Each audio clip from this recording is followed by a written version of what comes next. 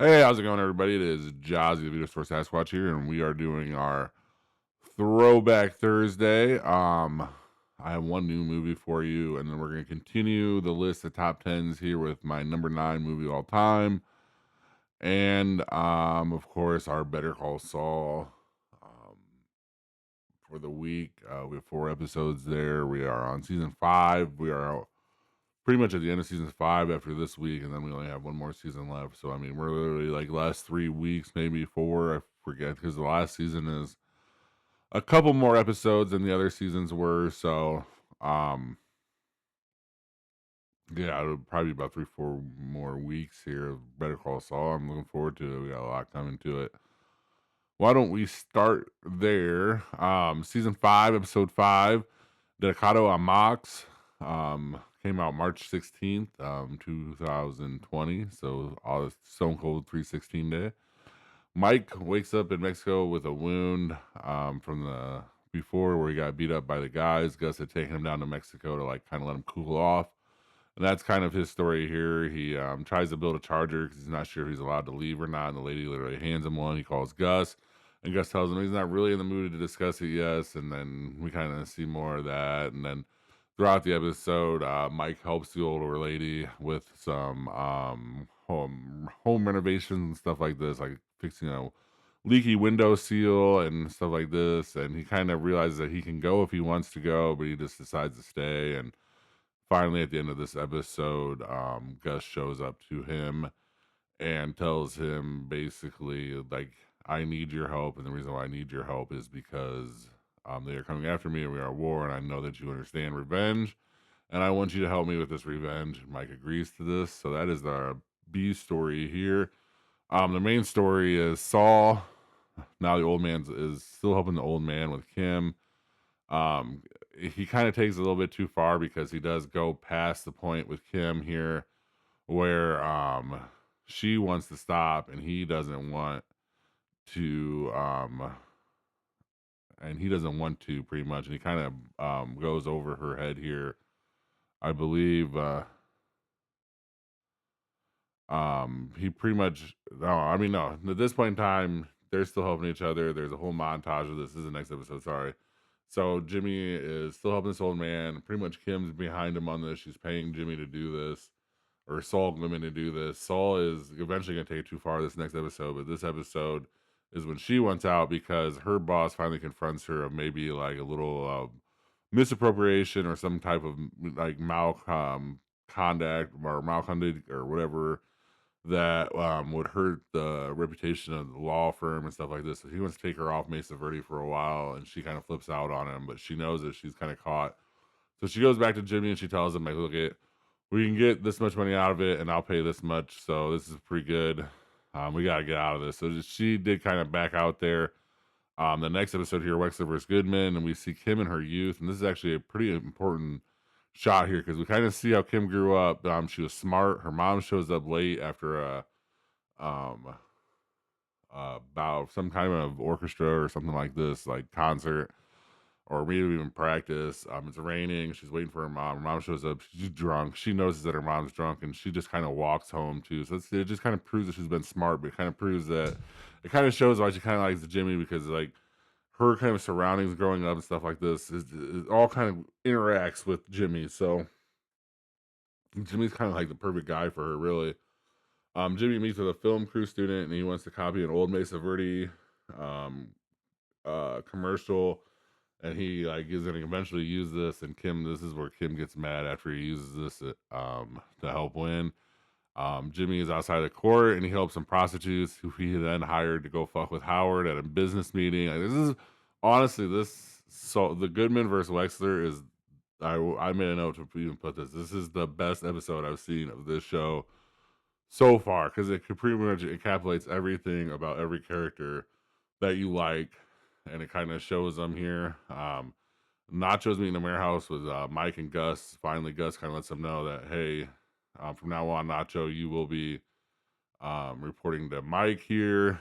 And Nacho and Mike kind of have a moment where Nacho's like, dude, you guys my dad. Like, can you get this? And Mike just tells him to stay the course and keep doing what he's doing. Like he told him in the very beginning of this whole series that it's not going to work out good for him if he goes after Salamanca. And he goes after Salamanca, and it did not go work good for Nacho here. Mike goes out of his way to set up Lalo for the murder to get rid of him. Kim came home and is living with Jimmy for, like I said, just going off script. Like Jimmy goes completely off script here on Kim. Kim was not expecting it. She gets furious, and it actually leads to the next episode where she says, "We gotta get married because you think that you're protecting me. You're not protecting me by doing these things. And then if I know I can at least be around and like know, but I can't testify against you if we get married." So they do agree to like a legal marriage type of deal, and that's how we start off this next episode here, season 5, episode 7. JMM came out March 30th of 2020. Kim wants full disclosure. Jimmy agrees to it after they get married, and we actually see him follow through with this. So he is completely 100% behind the full disclosure. Jimmy walks out of the courthouse's call from Nacho and has to go to get Laszlo out of jail.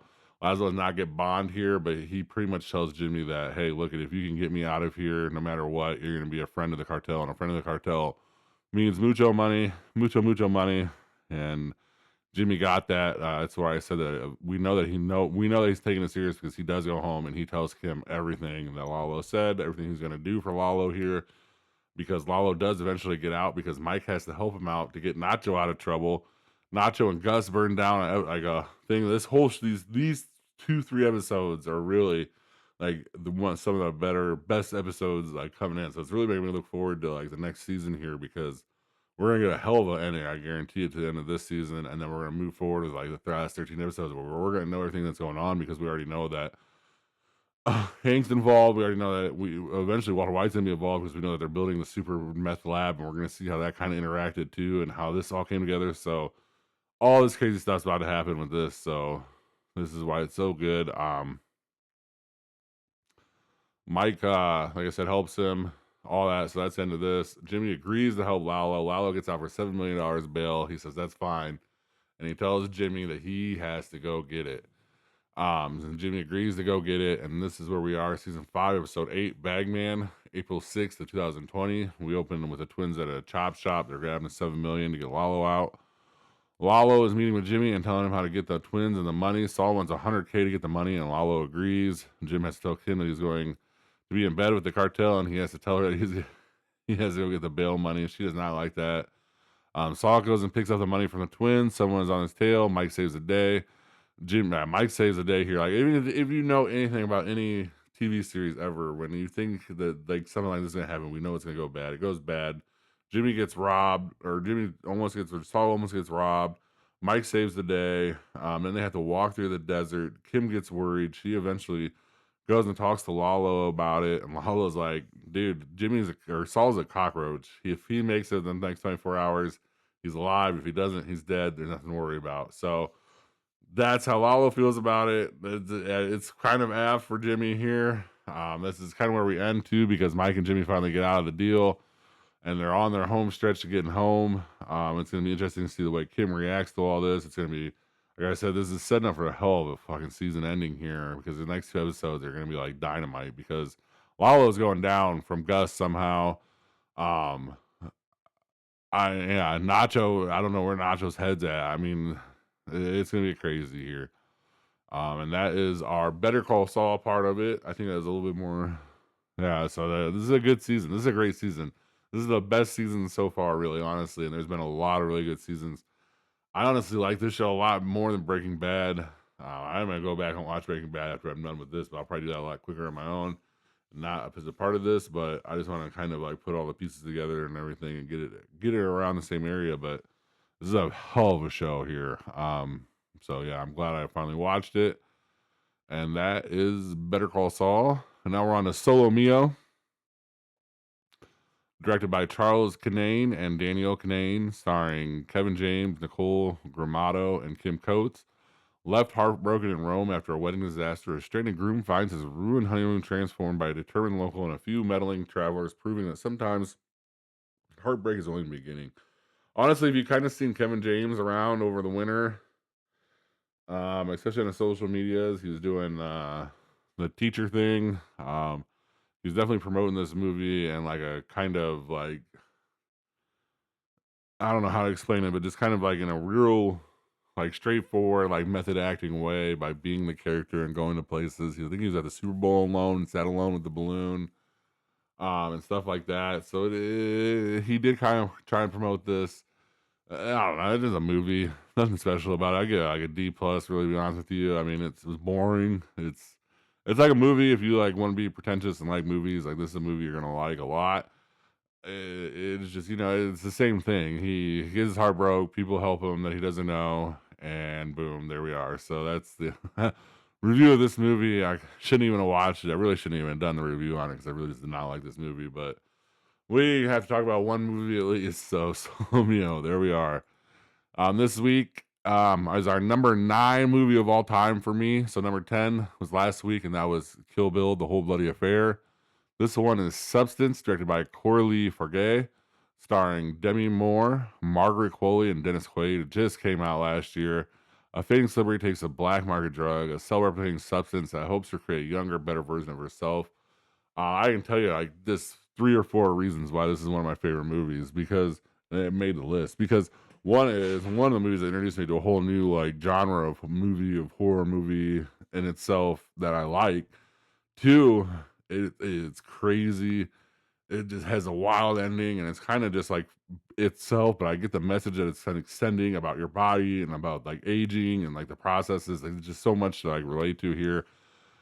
I know people that think I'm crazy. I mean, this is my list though. It's constantly changing. I always try and like new things and do that, especially with movies, because you're just gonna get stuck and you're gonna keep watching the same movies, and then you're gonna like be bored all the time because like you just gotta keep these new movies new. I think Margaret Qualley is very good in this. I think Demi Moore is great in this. I Demi Moore is like one of like the best like part of this movie too. So and it, like the messaging behind it, Dennis Quaid's just there's so many I could say, but the messaging behind it, the fact that it opened me up to a whole new genre. And I remember watching this movie in theaters and just thinking, God damn, this is something different. And when you have something different, I really appreciate that. So that is another one reason why this made the list. It would be disingenuous of me to like have a bunch of old movies on here that would have came out not in theaters too. I honestly think so. Especially when you like kind of finish the list off, like there's like you can tell like my age or be around my age appropriate. There's no like crazy like Schindler's List and stuff like that. So I'm just not that type of person, but this one is crazy. I think that people watch it, their eyes are gonna open. There's sickening parts to it that kind of into the French horror too that I was like getting into as well already before all this. So yeah, there's just so much cool stuff about the body or the substance. That is why it is my number 9 favorite movie of all time. We will probably do 2 next week. Like we'll try not to do like one at a time because this is gonna be like 10-week process, but we'll try and like quicken it up. But we'll do a whole cut after 10 comes out and bring that out. Or I'll do a whole number 10, just a 10 countdown before we do number 1 and just kind of go over them. I did get to watch it. This is gonna be like the next like fun like five weeks or whatever because every like week I'm gonna be able to watch one of my favorite movies leading up to my favorite movie of all time. So I'm excited about that. Our box office report here is the Super Mario Brothers Galaxy movie made $68.1 million on a $314.9 million already. It's been 2 weeks out. It's already beat Project Hail Mary. It's going to project around probably 700 million, probably is probably where we're going to end up here, something like that. Project Hail Mary, another one, been out 4 weeks now, 24.1 million, 260.7 million altogether, all in for the gross for Project Hail Mary. Those are the only movies that made over 10 million, so those are the only movies we'll talk about, but there are other movies on the list. Nothing that came out last week, though. I think last week, and this week, and like next week, I think until really the next week is when Michael comes out. So I think until the Michael Jackson movie comes out, it's really kind of hard and hit and miss at theaters. And like I said, I'm trying to go over at the end of the year instead of like towards the beginning of the year. And like that last year kind of blew me out. But I think Theo Vaughn has a new movie that I'm gonna go see this weekend called Bus Boys. But so look forward for that review on Sunday. And then tomorrow night we're doing the horror movie Night in the Cave. We got a couple of movie reviews of Scary. One new one on Netflix called Thrash, so look forward to that. Thank you guys very much for watching, and please have a good rest of your day or night. Thank you for watching. Please like and subscribe. Comment your top movie picks for Throwback Thursday in the comment section. And see you next time in the cave.